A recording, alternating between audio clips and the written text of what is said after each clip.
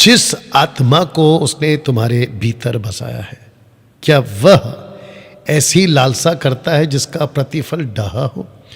दूसरे शब्दों में, वो कभी नहीं चाहेगा कि पवित्र आत्मा, बहुत ध्यान से सुनना, अब ये कुछ लोगों को अलग लगेगा, लेकिन क्या करें, वचन है तो मेरा फर्ज है बोलना। पवित्र आत्मा कभी नहीं चाहता और ना ही कभी चाहेगा, क्योंकि पवित्र आत्मा का वरदान अलग है, लेकिन पवित्र आत्मा का फल अलग है। गलतियों 4 का 22 निकाल के रखना। Excuse me, Galatians chapter 4 verse 22। बहुत ध्यान से सुनिएगा। वो कभी नहीं चाहता, पवित्र आत्मा कभी नहीं चाहता कि आप लड़ाई करो या झगड़े करो। मैं आपको बताता हूं,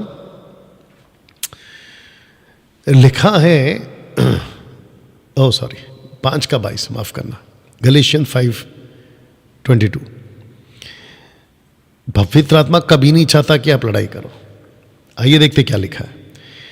लिखा है, पर आत्मा, पिनियोमा ग्रीक वर्ड, आत्मा का फल प्रेम, आनंद, शांति, धीरज, कृपा, भलाई, विश्वास, नम्रता, संयम, सेल्फ कंट्रोल, ऐसे ऐसे कामों के विरोध में कोई भी व्यवस्था नहीं। इसका मतलब क्या है? पवित्र आत्मा कभी नहीं चाहता कि आप झगड़ा करो। पवित्र आत्मा कभी नहीं चाहता कि आप नफरत करो। पवित्र आत्मा कभी नहीं चाहता कि आप हेट अपने मन में आने दो। हेट, मैंने कई क्रिश्चियनों को उनके मुंह से ये कहते सुना है, मैं नफरत करता हूं उससे। फिनिश। तो तुम्हारे अंदर होली स्पिरिट नहीं है। सॉरी टू से दिस। मैं उस आदमी का शक्ल तक नहीं देखना चाहता। खेल खत्म। पहला यूहन्ना 4 का 20 निकालना। माफी चाहता हूं दोस्तों, बीच बीच में पवित्र आत्मा अगर लीड कर रहा है तो उसको सुनना पड़ेगा, है ना। मैं सब बर्दाश्त कर सकता हूं, लेकिन उसकी प्रेजेंस को बर्दाश्त नहीं कर सकता। मतलब वो आदमी अगर पार्टी में आ जाए, मेरे घर पे आ जाए या फंक्शन में आ जाए, मैं उसको बिल्कुल बर्दाश्त नहीं कर सकता। आपके अंदर फिर कोई और आत्मा है। देखो क्या लिखा है पहला यूहन्ना 4 का 20 में। लिखा है, यदि कोई कहे कि मैं परमेश्वर से प्रेम रखता हूं, अपने भाई से बैर रखे। आगे का लाइन सुनना चाहते हो? कहता है वो झूठा है, वो झूठा है।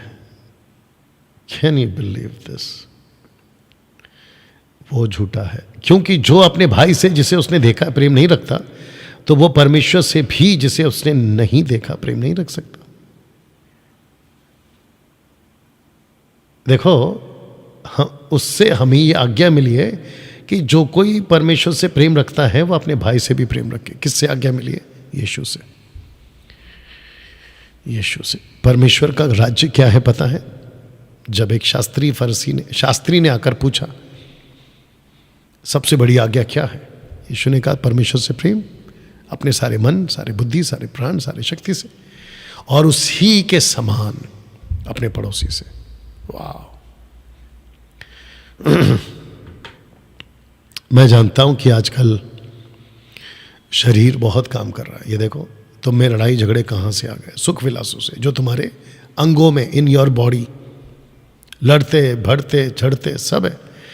तब जाकर कहता है कि जो पवित्र आत्मा आपको दिया गया ना, वो नफरत नहीं कर सकता,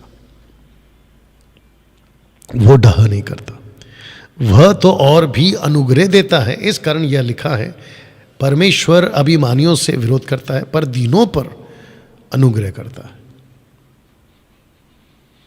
वाह दोस्तों, कैसा लग रहा है अभी तक? इसका मतलब क्या है? आज नफरत के कई वजह हैं। मैं आपको बता दूं, आप जब सड़क पे निकलोगे ना, मैं बीच में भी बोला था, फिर बोल देता हूं, दिमाग को सेट करके निकलो कि भाई सड़क पे आपको अपना मनचाहा आदमी नहीं मिलेगा। जो लोग गाड़ियां चलाते हैं रोड पर, उनको भी कहना चाहता हूं, आप दिमाग को सेट करके निकलें कि सामने वाला मिस्टेक करेगा ही करेगा, गलती करेगा ही करेगा। आप जहाँ रहते हैं, आसपास के जो लोग हैं, आपके मन के मुताबिक आपके साथ व्यवहार नहीं करेंगे। आपका लिफ्टमैन, आपका वॉचमैन, आपका दूध वाला, भाजी वाला, पेपर वाला, और क्या है, घर में आया भाया, छाया माया, जो भी है, ये सब आपका मन मुताबिक काम नहीं करेंगे। अभी अपना जो ऑफिस है जहाँ पे अभी मैं बात कर रहा हूँ, यहाँ पे पानी का इश्यू था, उसको जो हमने ठीक किया, उसको कुछ पेमेंट देना था, वो हमने दे दिया। उसके बाद जैसी पेमेंट उनको मिल जाता है, आप कौन मैं कौन, ये वाला कॉन्सेप्ट स्टार्ट हो जाता है। और अगर उनसे वापस कहें कि भाई ये आपने काम पूरा नहीं किया, फिर तो टाटा बाय बाय नमस्ते, भूल जाइए। और फिर ऐसे टाइम पे लगता है कि यार कैसे लोग हैं ये लोग, है ना। तो दिमाग में सेट करके चलो कि आपके मन मुताबिक नहीं होने वाला है। जब आपके खुद के लोग आपके साथ ठीक नहीं है, योर ओन ब्लड पीपल, आपके खुद के खून के लोग आपके साथ जब ठीक नहीं है,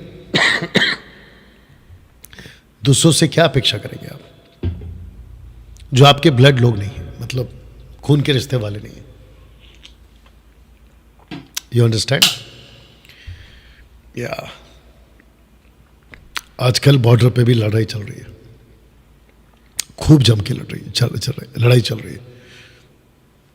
क्या कर सकते हैं? नफरत कर सकते हैं? लिखा है कि जो आत्मा आपको दिया गया है वो नफरत करने के लिए नहीं दिया गया है।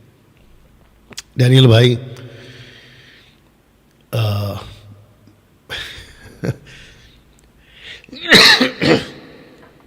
अगर वो हमारा कत्ल करके जाता है तो ये जो क्वेश्चन आते हैं ना दिमाग में, वो इसलिए आते हैं क्योंकि आदमी वैसा नहीं है।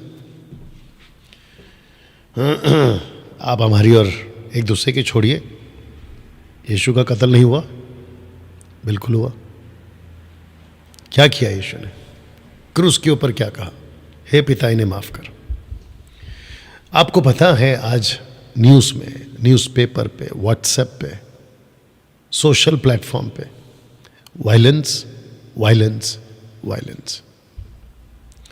वो कौन सा डायलॉग है? I hate violence. क्या है वो? ऐसे ही कुछ है ना? क्या है वो? कैसा है वो? कुछ तो है ना लाइन है वो, आई हेट वायलेंस। वाह! लेकिन बंदा खुद वायलेंस में है। चारों तरफ नफरत नफरत नफरत नफरत। या सो बी केयरफुल, आप कैसे प्रेजेंट करते हैं, कैसे रहते हैं, है ना। मेरे पास बहुत मौके आते हैं। अभी ये जो मेरे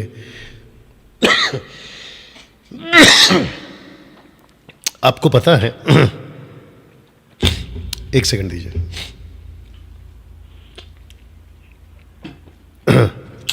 आपको पता है बीच में हमने प्रोग्राम किया था, एक्सक्यूज मी, प्रोग्राम का नाम क्या था? Christian random debate show. आपको पता है ऐसे ऐसे लोग मिले मुझे,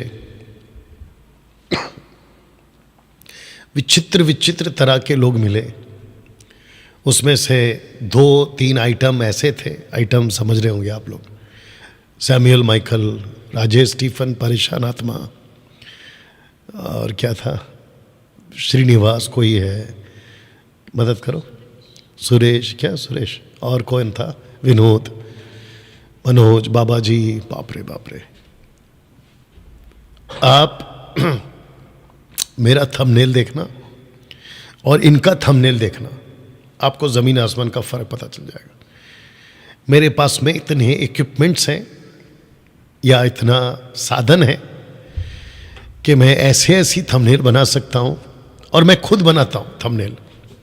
जितने भी मैं बनाता हूँ ना डिज़ाइंस, वो सब मैं खुद बनाता हूँ।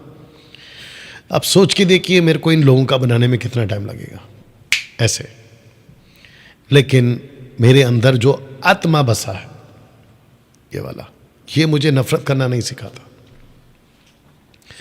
और यही वजह है कि जब क्रिश्चियन रैंडम डिबेट शो चल रहा था और ये सब परेशान लोग जब सामने आए थे, मैंने जब इनकी वीडियोस को देखना शुरू किया, पहले तो मैं नहीं देखता था, लेकिन जब मैंने देखना शुरू किया, बाप रे बाप रे, और मैं ऐसे ऐसे हरकत जो ये लोग करते हैं उसका 2 गुना या 4 गुना ज़्यादा कर सकता था, लेकिन मैंने नहीं किया।